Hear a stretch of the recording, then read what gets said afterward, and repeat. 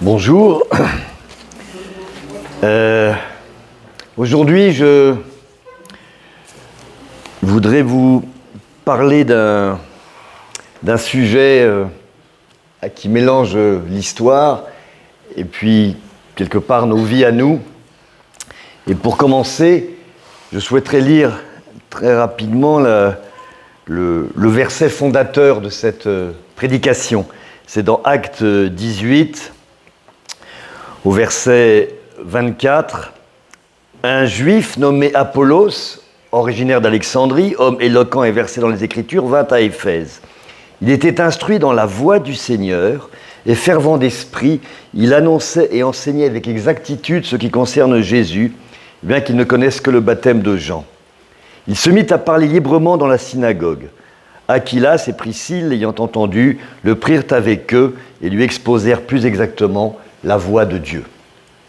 Voie, V-O-I-E. Je ne sais pas. Oui, c'est ça, c'est bien la même traduction. Donc c'est V-O-I-E qui m'intéresse et pas V-O-X. Les deux que nous avons entendus dans ces versets, la voie du Seigneur, la voie de Dieu, c'est la voie V-O-I-E, le chemin. Dans les Actes des Apôtres, le terme chrétien n'apparaît pas tout de suite. Il apparaît même un peu plus tard, vous le savez. Et on avait coutume d'appeler les gens qui suivaient cette nouvelle foi, enfin je ne sais pas comment le préciser, dire ils étaient dans la voie de Dieu, ils étaient dans la voie du Seigneur. Et ce qui m'intéresse de partager avec vous aujourd'hui, c'est quelle est cette voie-là, et surtout, même si pour beaucoup de gens, pour chacun d'entre nous, elle a pris finalement un itinéraire différent, tout le monde se retrouve sur la voie centrale qui est celle qui mène à Dieu. Et j'ai pensé à ça aussi en ce moment, il y a un film qui passe sur Canal, mais qui est passé sur les écrans il n'y a pas longtemps, dont vous avez forcément vu les publicités, même si vous n'avez pas vu de film, c'était Avatar 2, La voie de l'eau. D'accord ? Donc c'est l'eau qui va métamorphoser les gens, parce qu'il y a beaucoup de soucis, et par l'eau, ils sont en quelque sorte sauvés, ils se retrouvent. Et puis il y a 2-3 jours, j'ai vu aussi le film de Gad Elmaleh qui s'appelle Reste un peu, où je ne sais pas si vous avez entendu parler, il expose de manière assez courageuse sa conversion au catholicisme.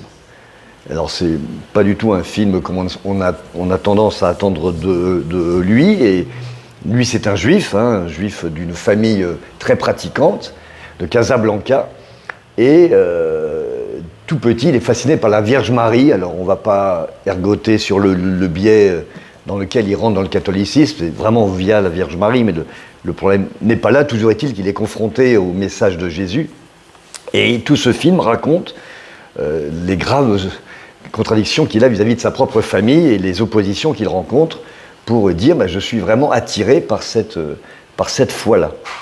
Et lui, donc, suit cette voie particulière. Et je dis, pour ce juif séfarade, comme pour chacun d'entre nous, la voie qui a été la nôtre pour arriver sur le grand chemin qui mène à Jésus et à toutes ses promesses est tout à fait différent et particulier. Et pourtant, il est soutenu par quelques valeurs fondamentales. Et je me suis dit que ça serait intéressant, à partir de ces versets-là, qui sont juste avant le grand séjour de Paul à Éphèse, de réfléchir, enfin de voir avec vous quelle avait été la voie de Dieu pour Paul, non pas dans sa vie à lui, mais comment il travaillait pour amener la voie de Dieu aux gens dont il avait la responsabilité. Et c'est ce que nous allons voir ensemble à travers l'étude du chapitre 19 des Actes des Apôtres. Vous allez voir que cette voie-là est tout à fait intéressante parce qu'elle peut vraiment nous parler beaucoup à nous dans notre manière de parler de Dieu autour de nous et de les initier à cette voie-là, de les amener dans ce chemin-là. Alors, donc, tout se passe. Donc, je vais lire le chapitre au fur et à mesure. Je préviens Gilles pour qu'il ne se fasse pas trop de mal aux doigts. Nous sommes au début du 3e voyage missionnaire de Paul. Paul a voyagé un peu partout, et là, il va arriver à Éphèse. Alors, il n'arrive pas à Éphèse dans n'importe quelle condition. D'abord, il y a eu ce fameux Apollos dont on vient de parler, qui donc est arrivé, était un juif qui s'intéressait de près à cette fameuse nouvelle voie du Seigneur. Et nous avons vu qu'à Éphèse, il a déjà parlé, il a déjà exprimé auprès de personnes qui n'étaient pas au courant du tout qu'il existait une voie nouvelle qui était la voie de Dieu. Et Éphèse, c'est pas n'importe quelle ville. Quand Paul rentre dans Éphèse, il met pas les pieds dans une bourgade, il rentre pas à Peyménade. Hein? C'est vraiment une très très grande ville, donc, qui a été fondée en 1000 ans avant Jésus-Christ environ par les Grecs. Aujourd'hui, elle est sur l'actuelle Turquie. Et c'est un véritable joyau de l'Antiquité, parce qu'il faut savoir qu'elle contient une des 7 merveilles du monde. Des merveilles de l'Antiquité. J'en reparlerai un peu plus tard. Elle est placée sous la protection d'Artémis, parce que le temple d'Artémis, devenu le temple de Diane, est une de ces 7 merveilles. Donc c'est une ville très importante, plus de 300 000 personnes, d'après les historiens, ce qui à l'époque est considérable. Elle est maintenant sous domination romaine, comme toute cette partie du continent. Elle a un très très grand port, et c'est, quand on met les pieds à Éphèse, on rentre vraiment de plein pied dans le monde des Grecs, au sens large du terme, le monde des païens, et c'est en quelque sorte la porte d'entrée vers Rome, qui sera évidemment une ville bien plus importante, etc. Mais ce que va faire Paul à Éphèse, en quelque sorte, sont les prémices de ce qu'il va pouvoir connaître à Rome comme rencontre avec le monde extérieur. Et c'est très intéressant de voir comment la voie de Dieu va petit à petit couler, comme la voie de l'eau dont je parlais, dans le cœur des Éphésiens à travers le travail de Paul. Donc commençons simplement par le verset 1 du chapitre 19. Pendant qu'Apollos était à Corinthe, Paul, après avoir parcouru les hautes provinces de l'Asie, arriva à Éphèse. Ayant rencontré quelques disciples, il leur dit. Alors ces quelques disciples, c'est forcément ceux qui ont été initiés quelques semaines, quelques mois auparavant, par ce fameux Apollos. Donc la première graine a été posée par Apollos, et Paul, quand il arrive dans cet endroit-là, il fait l'état des lieux. Il arrive seul, il n'a pas d'armée, face à une multitude de populations. Quel est son état des lieux? Combien d'hommes? On va voir au verset 6, ils étaient environ 12 hommes. Donc les quelques disciples qu'il a pu récupérer du travail d'Apollos, c'est une douzaine d'hommes. C'est très peu, vous en conviendrez. Et il leur dit, donc verset 2, « Avez-vous reçu le Saint-Esprit quand vous avez cru ?» Donc là, après avoir fait l'état des lieux, combien d'hommes? Il demande, comment êtes-vous formés? Est-ce que vous avez été formés au maniement de ceci, de la mitraillette, des armes, des épées? Comment je peux compter sur vous? En quoi pouvez-vous m'aider? Est-ce que vous savez jouer du piano? Vous savez jouer du tambour? Est-ce que vous savez parler? Est-ce que vous savez danser? Quel est votre don pour que je puisse un peu avancer? Quelle est votre formation? Et il lui répondit, nous n'avons pas même entendu dire qu'il y eut un Saint-Esprit. Donc le gars, il part de très bas quand même. Hein. De la bonne volonté, mais ils ne sont pas très au courant. Apollos a fait ce qu'il a pu, puisqu'il n'était pas, lui, encore complètement formé lui-même. Il dit, de quel baptême avez-vous donc été baptisés? Ils répondirent, du baptême de Jean. Alors Paul dit, Jean a baptisé du baptême de repentance, disant au peuple de croire en celui qui venait après, lui, c'est-à-dire en Jésus. Hein, Jean le Baptiste, vous le connaissez. Sur ces paroles, ils furent baptisés au nom du Seigneur Jésus. Étape supplémentaire, lorsque Paul lui imposait les mains, le Saint-Esprit vint sur eux, ils parlaient en langue et prophétisaient. Ils étaient en tout environ 12 hommes. Donc il arrive dans cette ville, il va d'abord s'enquérir de qui il peut trouver, qui peut déjà être susceptible de travailler avec lui. Il trouve les 12, il les forme, il leur impose les mains, il leur donne le vrai baptême et ils reçoivent le Saint-Esprit. Et aussitôt, ce Saint-Esprit, parce que Paul, c'est pas n'importe qui, donne des fruits, puisqu'il parle en langue et il prophétise. Et à la tête de cette armée de 12 hommes, il enchaîne et il passe à l'attaque. Il se dit, ça y est, je peux commencer. Je suis armé pour, c'est courageux, 12 contre 300 000, je vous rappelle. Donc il passe à l'attaque d'abord en une action en groupe. Et chez les plus proches de sa culture, en quelque sorte, il va chez les Juifs. Et c'est le suivant, verset suivant. Ensuite, Paul entra dans la synagogue où il parla librement. Pendant 3 mois, il discourut sur les choses qui concernent le royaume de Dieu, s'efforçant de persuader ceux qui l'écoutaient.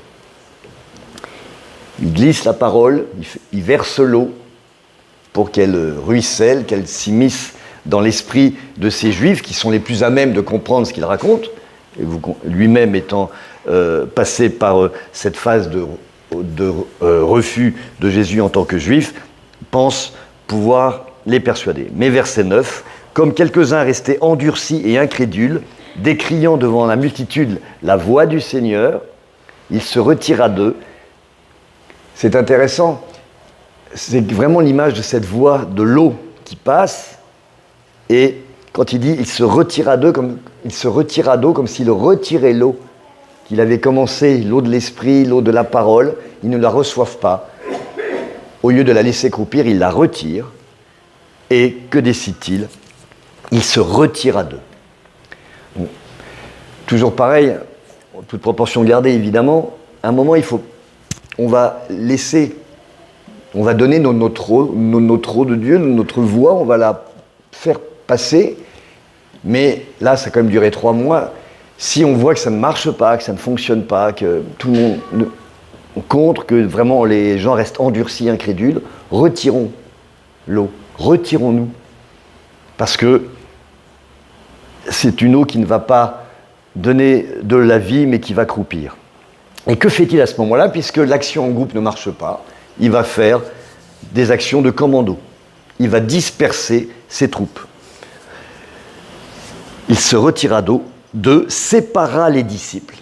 Donc les 12, peut-être par 2, il dit, écoutez, je vous en ai donné pas mal, partez chacun avec votre petite gourde, puisque la grande citerne, ça passe pas, on va donner chacun une petite gourde, et allez, comme avait fait Jésus, quand il disait à ses disciples, partez dans les villages, allez-y, dans Éphèse, et puis parlez. Et lui, qu'est-ce qu'il fait ? Il enseigna chaque jour dans l'école d'un nommé Tyrannus. Alors il y a eu beaucoup de choses qui ont été écrites sur ce Tyrannus. Est-ce que c'était un juif converti ? Est-ce que c'était quelqu'un simplement à qui louer cette salle ? Qu'importe, ça n'a aucun intérêt de le savoir, de toute façon on n'a pas la réponse. Ce qui est intéressant, c'est que ça fait partie de ces fameux portiques d'enseignement. Dans ces cités grecques, il y avait des endroits qu'on appelait alors soit c'était des vrais portiques, soit c'était des cours, enfin, tout était fait pour que les gens viennent étudier, recevoir la parole des philosophes. C'était des cours payants. Alors a priori, d'après ce qu'on peut lire dans d'autres endroits qui ne sont pas dans la Bible, c'était gratuit, mais qu'importe. Ce qui est intéressant, c'est qu'il s'installe quelque part. Il crée son camp de base, et puisqu'il n'a pas pu aller vers les gens, avec ces histoires de synagogue, il crée un endroit où les gens viennent vers lui. Et les gens qui viennent vers lui, c'est ceux qui sans doute vont être récupérés par tous les disciples qu'il a éparpillés de droite et de gauche avec la petite gourde. Et cela dure 2 ans. 2 ans. 3e étape, il faut prendre son temps. Quand on voit qu'on est sur une bonne base, qu'on est sur quelque chose qui commence à fonctionner, on a quelques structures, et ça commence à reprendre, il ne faut pas avoir peur de se dire, si ça ne prend pas en 15 jours, c'est mort, et je pense à notre chère Église, n'est-ce pas ? Je crois qu'on est 17, c'est plus que 12, donc c'est très bien. Prenons notre temps. Lui, il a mis 2 ans. 2 ans de la vie de Paul, c'est énorme. Hein. Ils ont eu énormément de chance. Cela dura 2 ans, de sorte que tous ceux qui habitaient l'Asie, juifs et grecs, entendirent la parole du Seigneur. Donc, vous vous rendez compte, en 2 ans, à 12, comment cette eau, cette voie de l'eau, commence à s'immiscer partout, et ça marche. Verset 11, « Et Dieu faisait des miracles extraordinaires par les mains de Paul, au point qu'on appliquait sur les malades des linges ou des mouchoirs qui avaient touché son corps, et les maladies les quittaient, et les esprits malins sortaient. » Donc au bout de 2 ans, arrivé seul, juste avec le boulot qu'avait fait Apollos, comme il pouvait, à partir des 12, en 2 ans, il y a des résultats extraordinaires, des conversions, des miracles étonnants. Donc la greffe de Paul à Éphèse prend vraiment. Donc ce qu'on peut appeler une victoire a cependant des conséquences néfastes, ce que j'appellerais, puisqu'on est dans des termes guerriers depuis tout à l'heure, des dommages collatéraux. Ils sont de deux types. C'est la récupération et l'opposition. Et ça aussi, c'est quelque chose qui peut nous intéresser. Parfois, on a réussi à ce que notre eau passe, que la parole soit entendue, qu'elle soit comprise, etc., que des gens soient vraiment intéressés, mais forcément, ce qu'on a distribué va créer autour des tensions, et ces tensions peuvent du coup prendre forme sous deux aspects, j'ai dit la récupération ou l'opposition. La récupération, c'est nous faire venir dans le camp des gens qui acceptent ce qu'on fait, mais il faut qu'on accepte de un peu rendre notre message un peu moins fort ou un peu moins intransigeant pour que ça puisse rentrer dans les schémas de notre société, de notre civilisation. Regardez la première récupération qui en est faite. Au verset 13, donc juste après, quelques exorcistes juifs ambulants essayèrent d'invoquer sur ceux qui avaient des esprits malins le nom du Seigneur Jésus, en disant « Je vous conduis par Jésus que Paul prêche. Je vous conjure par Jésus que Paul prêche. » Pardon. Ceux qui faisaient cela étaient Seth, fils de Séva, juif, l'un des principaux sacrificateurs. Donc là, c'est bien, c'est les fils du sacrificateur, juifs, qui jouent le jeu, qui récupèrent en quelque sorte l'enseignement de Paul, qui vont dans cette voie, qui mettent à leur tour leur barque dans la rivière et qui y vont et qui pagaient en disant « En plus, je vous conjure par Jésus que Paul prêche ». Donc leur exorcisme, a priori, c'est une bonne idée de base d'aider les gens au nom de Jésus. Mais l'esprit malin leur répondit « Je connais Jésus et je sais qui est Paul. Mais vous, qui êtes-vous » Alors, ce qui est intéressant, c'est que dans cette histoire, on voit que le diable est, et je mets entre des grands guillemets, est notre allié parfois. Je dis bien entre guillemets. C'est-à-dire que c'est lui-même, parce que lui qui connaît parfaitement Dieu, qui connaît parfaitement Jésus, tous ces esprits malins, savent très bien que on ne peut pas leur donner des ordres sous une invocation qu'on ne maîtrise pas. Et ce qui est intéressant, c'est qu'il dit « Je connais Jésus et je sais qui est Paul ».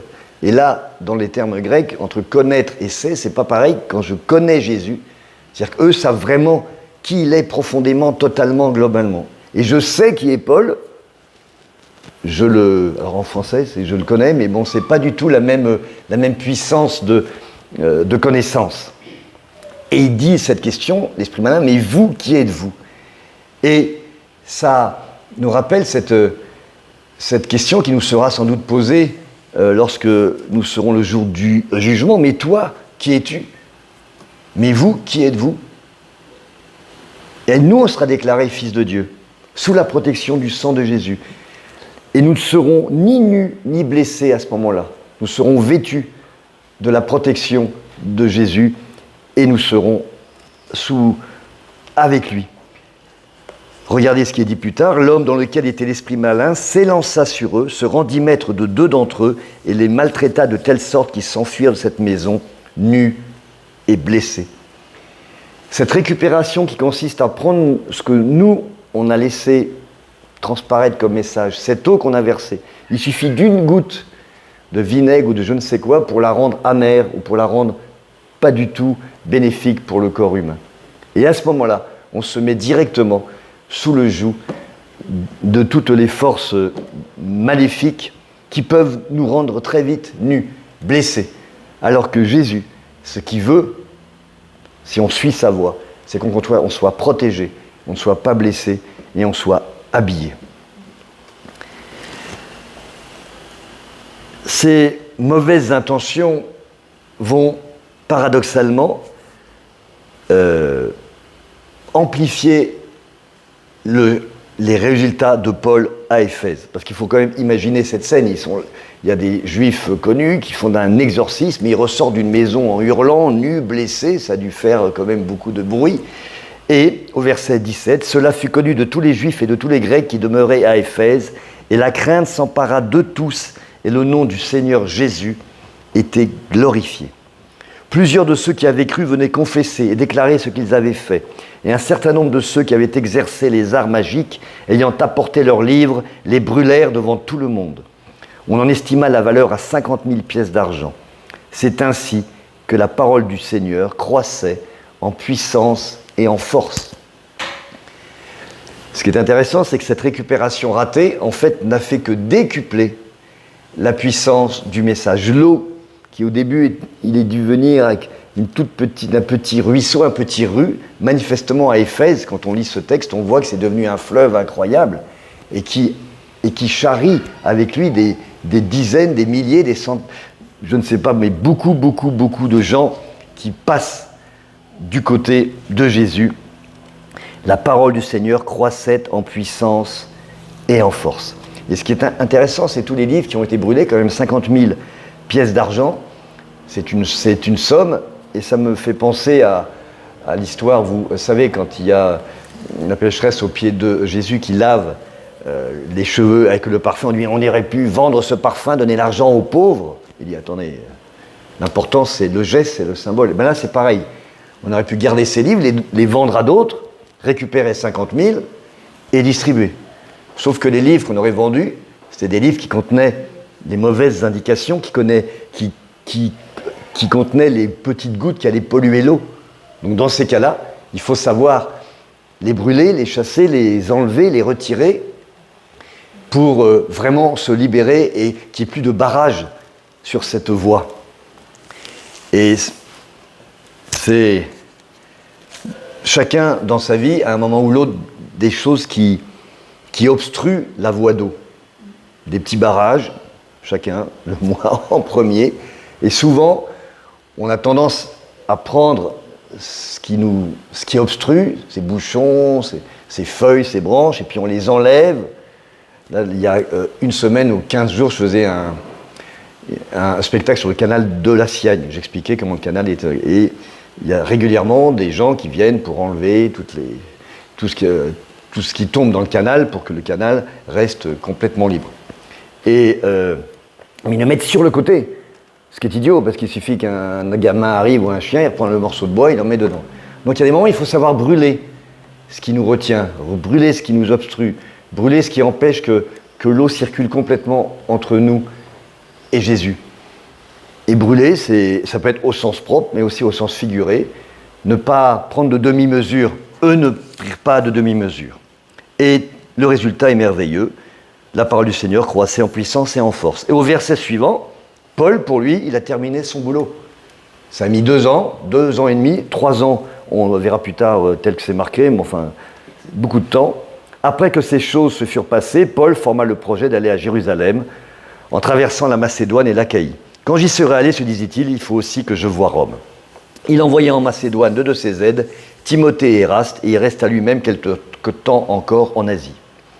Et là, pour nous, l'histoire elle est terminée. Paul y a dit, j'ai fait le travail, l'eau circule, maintenant à eux de se débrouiller. Et d'ailleurs, il leur écrira une épître plus tard, et il part. Sauf que arrive le deuxième mouvement dont je vous parlais, le dommage collatéral, après la récupération, c'est l'opposition.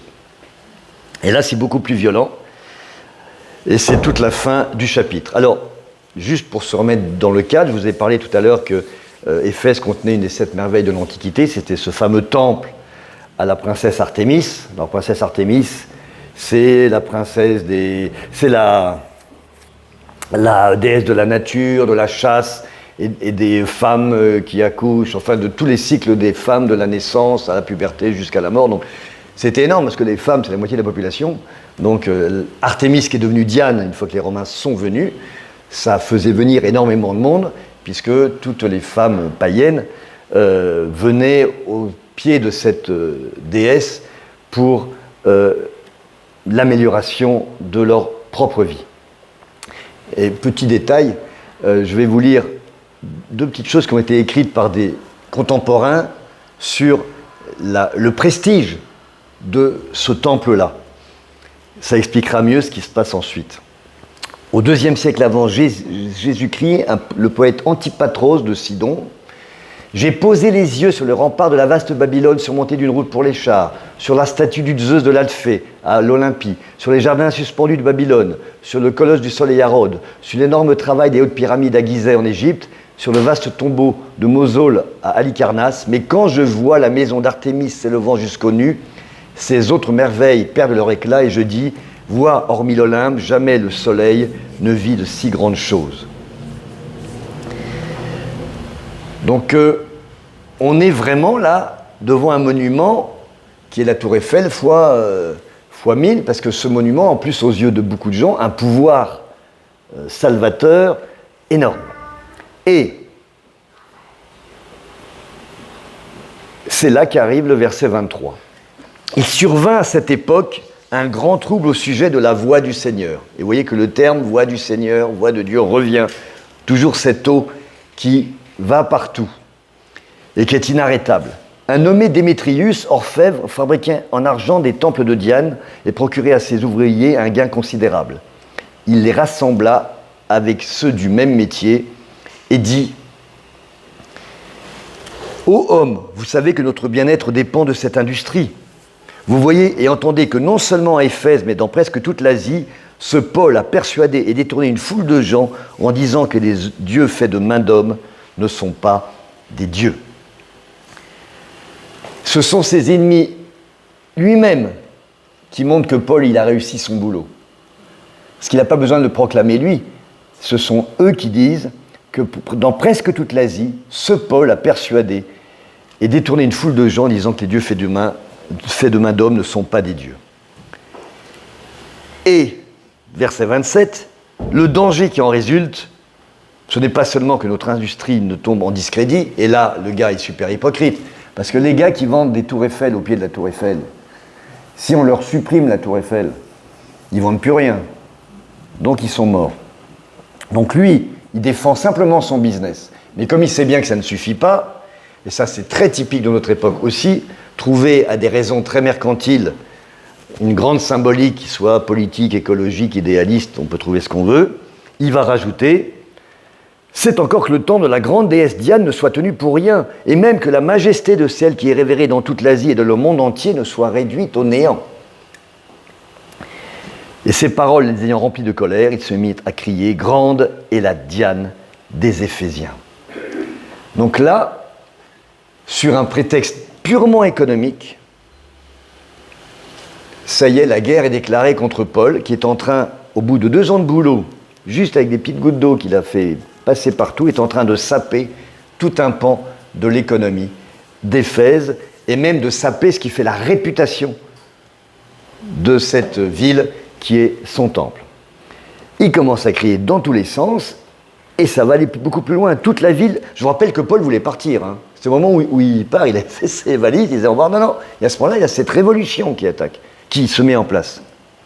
Toute la ville fut dans la confusion. Ils se précipitèrent tous ensemble au théâtre, entraînant avec eux Gaius et Aristarque, macédoniens, compagnons de voyage de Paul. Donc il faut savoir qu'on a fait des fouilles magnifiques, et on sait qu'il y avait une grande avenue de 21 mètres de large, je ne sais pas si vous voyez, qui traversait tout et qui menait à cet amphithéâtre qui fait en gros 45 000 places, c'est-à-dire un parc des Princes pour ceux qui connaissent le football. Donc c'est absolument un endroit énorme, et on va remplir ce théâtre d'une foule en colère parce qu'on est en train de saper, de détruire les fondements économiques de leur cité, mais aussi le fondement spirituel. En gros, on va faire fuir les touristes. C'est comme si à Lourdes, on allait tous à Lourdes, je ne sais pas si vous avez déjà été à Lourdes, toute la ville tourne autour du culte de la Vierge Marie. Donc si on ferme la grotte de Bernadette de Soubirous et qu'on dit, bah non, c'est une supercherie, c'était rien du tout, que voilà, Lourdes, elle est morte, ils font tous faillite. Et ils font une prise d'otage. Ils prennent les deux des disciples de Paul, et ils les arrêtent. Et ils les prennent avec eux, sans doute pour leur faire un sort qui n'est pas très très enviable. Situation de crise. Que fait Paul au verset 30 ? qu'est-ce qu'on ferait nous à ce moment-là? Bon, on se précipite. Enfin, si on est un peu courageux, on va aider, parce que là, il y a un gros problème. Donc Paul voulait se présenter devant le peuple. Mais les disciples en empêchèrent. Quelques-uns même des asiarques. Alors les asiarques, c'est des gens qui avaient un pouvoir dans la ville. Qui étaient ses amis, envoyèrent quelqu'un vers lui pour l'engager à ne pas se rendre au théâtre. Là encore,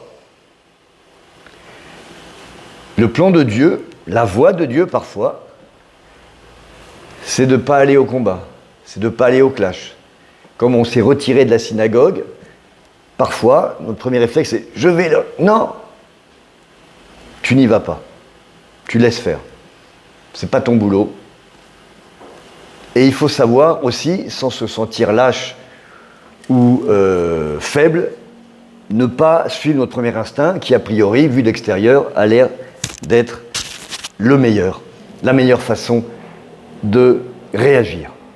Le plan de Dieu, c'est parfois peut-être aussi de se cacher ou de se faire discret. Voilà, chacun peut le mettre à sa propre sauce dans les situations qu'il connaît. Alors, ce qui m'intéresse, moi, à ce moment-là, c'est pourquoi est-ce que Luc nous raconte ça dans les Actes des Apôtres? Puisque Paul, il n'y va même pas. Enfin, je veux dire, limite, il se passe pas quelque chose qui sur la foi même, va nous apprendre quelque chose de fondamental. Eh bien si, vous allez comprendre pourquoi, et ça va vraiment nous dire quelque chose à nous, aujourd'hui. Donc, voyons la suite des événements. Donc, Paul est empêché d'aller défendre ses deux disciples. Les uns criaient d'une manière, les autres d'une autre, car le désordre régnait dans l'assemblée, et la plupart ne savaient pas pourquoi ils s'étaient réunis. Ce qui est intéressant aussi, je ne sais pas si ça vous est déjà arrivé, quand vous arrivez à parler de Jésus dans un dîner ou un truc comme ça, avec des gens qui ne sont pas concernés. Souvent, tout le monde est contre vous, gentiment, mais personne n'est d'accord. Il y a ceux qui disent, oui, c'est vrai, c'est un super, non, c'est de la supercherie intellectuelle. Enfin, il y a une espèce de... Il y a un front commun contre, mais tous les arguments sont toujours extrêmement confus et diffèrent selon les personnes qui sont présentes. Alors on fit sortir de la foule Alexandre, que les Juifs poussaient en avant, pour calmer un peu. Mais quand ils reconnurent qu'il était juif, tous d'une seule voix crièrent pendant près de 2 heures, grande est la diane des Éphésiens. Donc le juif essaie de venir sans être, alors on a fait des recherches, Alexandre a priori n'est pas du tout un disciple de Paul, c'est pas un qui est sur la voie de Dieu, c'est un juif. Il essaye de calmer tout le monde en disant, Paul, les juifs, peut-être qu'ils sont contre les juifs, on va calmer. Il n'a même pas le temps d'ouvrir la bouche, parce que il tue un juif comme l'autre, même secte, dehors.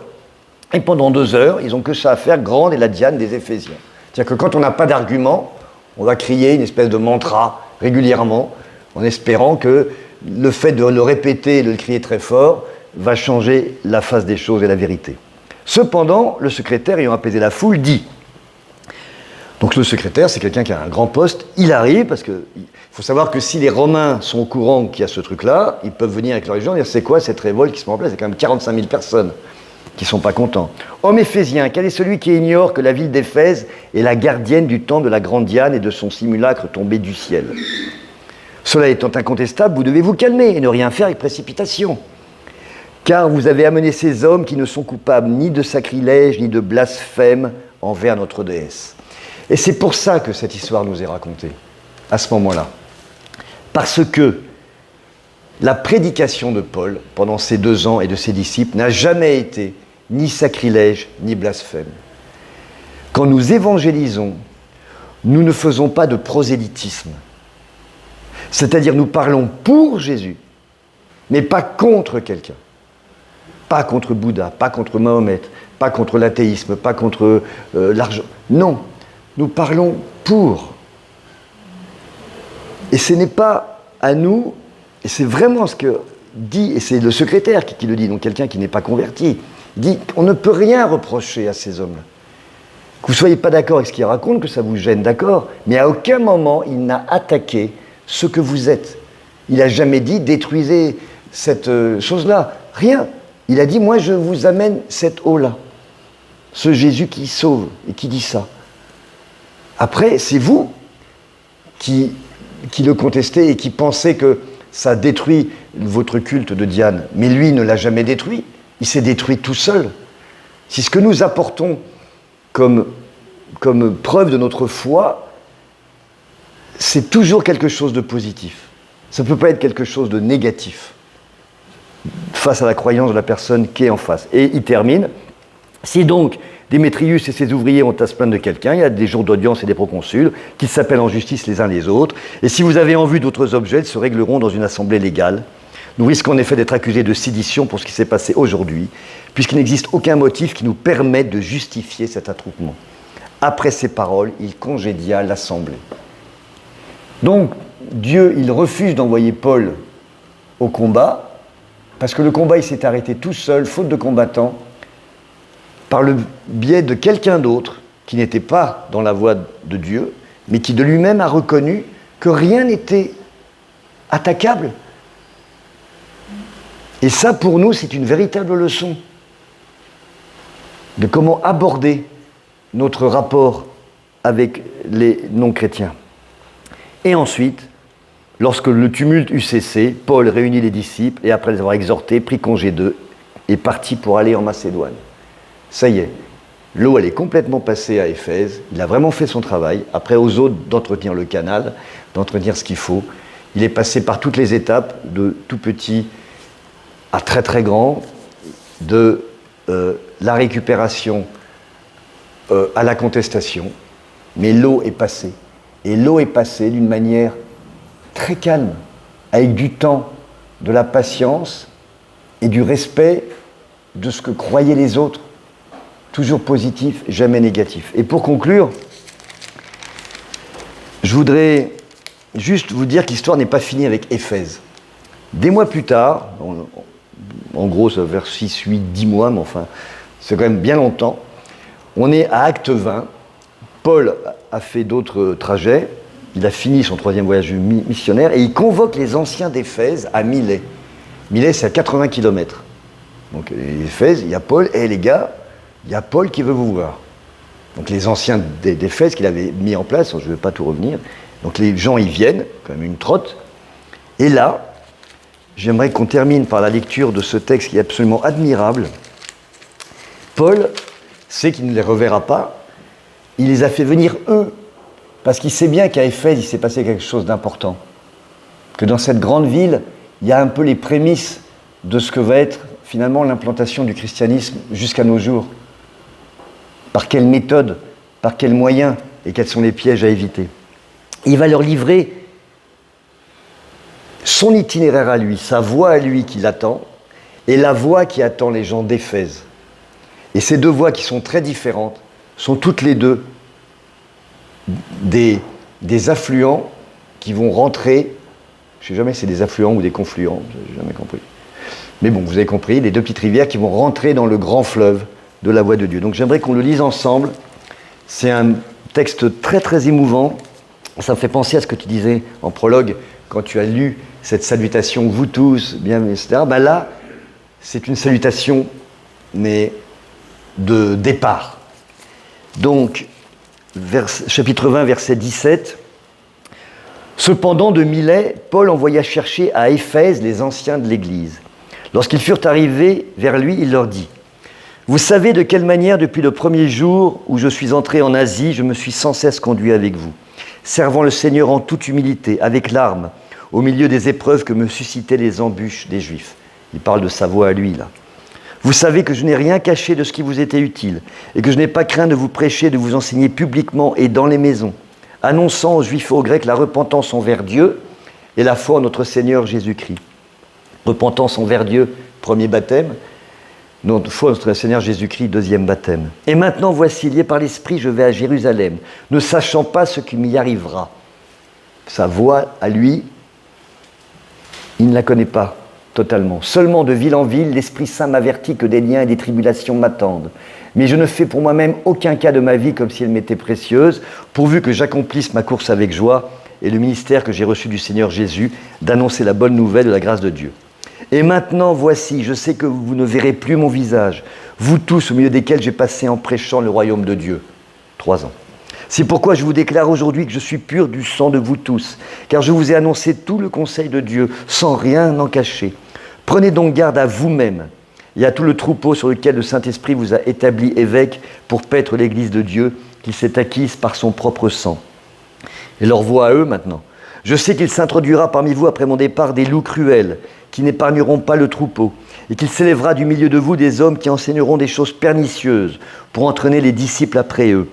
Veillez donc, vous souvenant que durant 3 années, je n'ai cessé nuit et jour d'exhorter avec larmes chacun de vous.